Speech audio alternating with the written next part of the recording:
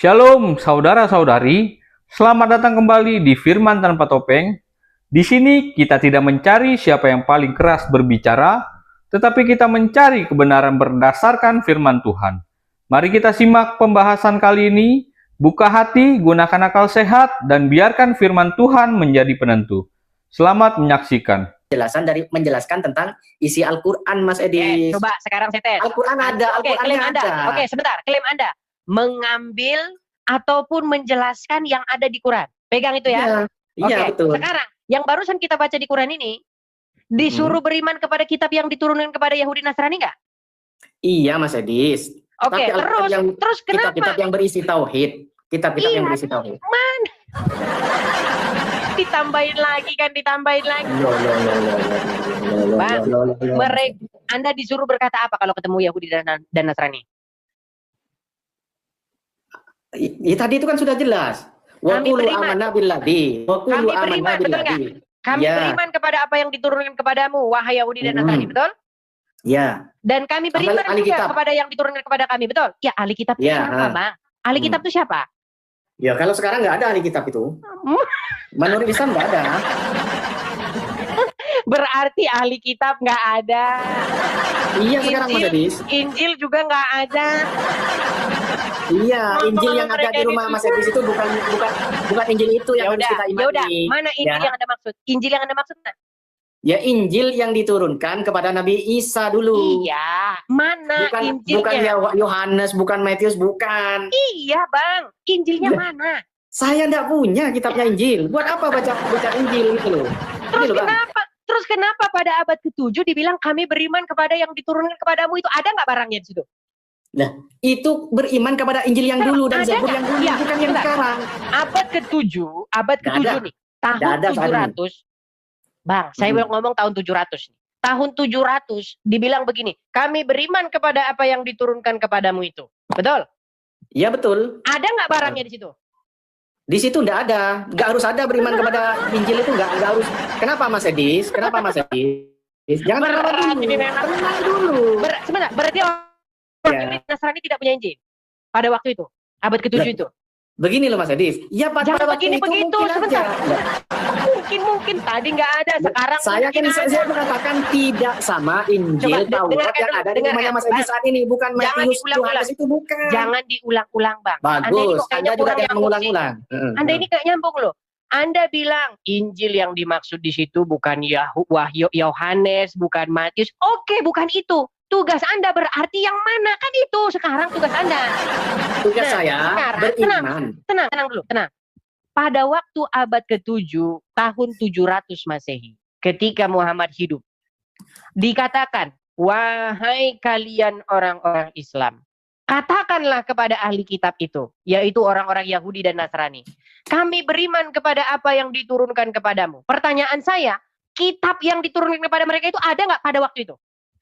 Pada waktu itu, tadi itu kan sudah dikatakan ya, kalau Injil itu masih ada. Ada atau tidak? Pada waktu ada Injil. Ada. Sebentar, tahun 700 atau 1300 tahun yang lalu, kitabnya itu ada. Tiba-tiba sekarang hilang kemana? Nah, gini Mas Edis ya. Coba jelaskan dulu itu, kemana hilang? Sebentar Mas Edis ya. Al-Quran jangan dibandingkan dengan kitab-kitab yang lain ya. Al-Quran itu selain Al-Quran itu sebentar Mas. Ya sebentar. Saya bukan urusan saya hilangnya kemana. Tapi akan saya jawab Mas Edis ya. Selain daripada Al-Quran Mas Edis, tidak ada jaminan tidak akan hilang kecuali Al-Quran, satu huruf pun Al-Quran itu sampai berat kalau udah begini. Kan itu keimanan kami Mas Edis ya. Keimanan saya makanya Mas Edis. Quran tidak hilang. Iya jelas. Injil hilang. Iya, kenapa? Al-Quran itu salah satu daripada mukjizat Nabi Muhammad. Makanya Mas Edi, saya katakan sekali lagi ya, kalau Anda ingin menyerang Islam pakai Al-Quran, sekali lagi saya katakan tidak bisa Mas Edi. Karena Anda tidak paham isi Al-Quran. Masa abad ke-7 baru 1300 tahun yang lalu tiba-tiba hilang tuh gimana jalan ceritanya? Itu seharusnya pertanyaan itu ditanyakan kepada kaum Anda sebagai orang Kristen. Tidak hilang. Masih kami baca sampai sekarang. isinya tapi tidak sesuai dengan yang dulu, Mas Edi. Justru itu berarti yang tidak sesuai itulah Quran, berarti Quran yang harus dirubah. Terus, Allah Mas Edi. Oke, coba sekarang saya tanya. Coba, adakah umat Kristen yang hafal kitabnya Kristen? Oke, Ayo. sekarang Coba. saya tanya Anda. Ayo. Quran, Enggak, saya tanya. Saya yang tanya. Jangan tanya terus kamu. Gantian. Gantian sekarang saya tanya Untuk kepada apa Anda. dihafal-hafal? Nah, itulah. Emang ada kalian yang hafal Quran? Saya juga mau menjawab. Untuk Enggak, apa sebentar. saya menjaga kitab ada yang Injil? hafal Karena Quran? tidak wajib kita mempelajari Injil. Cuma Tidak wajib iman. wajib beriman. Nah, iya wajib beriman, Pak. Wajib untuk mempelajari, Mas Oke, Edis. wajib Gitu. nggak beriman kepada Quran? Wajib. Kenapa harus dipelajari? Karena kita harus mengetahui isi daripada Al-Quran. Karena Al-Quran Oke, isinya syariat. Wajib nggak beriman kepada Injil? Wajib. Kenapa tidak dipelajari?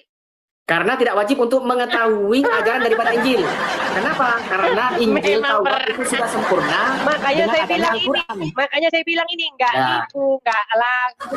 Ya mungkin buktinya tidak Gimana begitu, Anda faktanya itu? tidak begitu. Apa yang kami tipu? Coba Ya buktikan udah. kalau Anda. Sekarang begini saja. Yo. Dari mana para ulama mendapatkan bahwa jumlah murid Isa itu 12? Itu sudah ditanyakan lagi. Iya, Udah dari saya mana tidak mau dapatnya? bahas kayak gitu. Oke, Saya dijawab saja tidak- dari mana dapatnya? Begini ya, yang penting kita itu sudah mengetahui bahwasannya jumlah daripada murid Nabi Isa itu ada 12 orang. Info dari mana? Adapun nama-namanya ataupun dari mana, kita tidak wajib untuk tahu itu. Ya kan? Tidak ada tuntutan untuk itu. Nipu. Nipu. Loh, sekarang angka 12 itu Anda dapatkan dari Semedi di Gua Hira atau dari mana? Bukan Ya saya udah, itu ini, dari kita mana? ada tafsiran daripada Oke. ulama. Oke, bagaimana metode mereka menafsir? Begini loh Mas Edis, kemarin kita sudah Bilang aja berdiskusi dapat masalah dari itu, tidak usah Injil. dipertanyakan lagi Mas Edis. Bang, Tuh. Anda ini Sekarang tidak begini. jujur orangnya. Anda dapat 12 itu dari kitab Injil, nyontek kitabnya orang Kristen. Ya Mas Edis. Oh, Anda akui nggak itu? Sebentar, Anda akui nggak? Anda akui nggak itu? Saya belum mempelajari itu ya. Ya, Nggak apa-apa, berarti terserah Anda seorang munafik. Tuh. Oke, Berarti dari Anda- mana dapat 12? Dari mana dapat 12?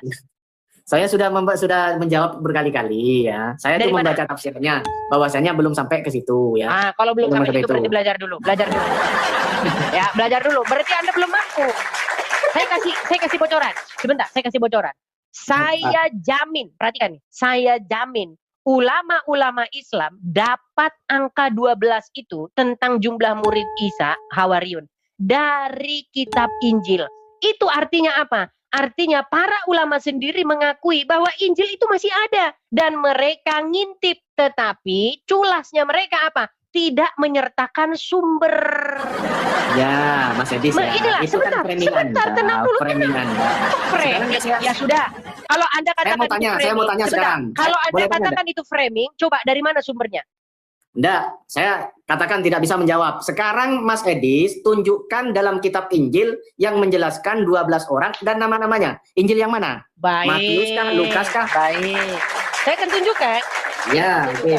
Anda mau tanya kepada saya ya, dari mana dapat angka 12? Itu Ya. dari kitab Injil. Saya sebutkan nama-namanya ya. Bentar, sabar.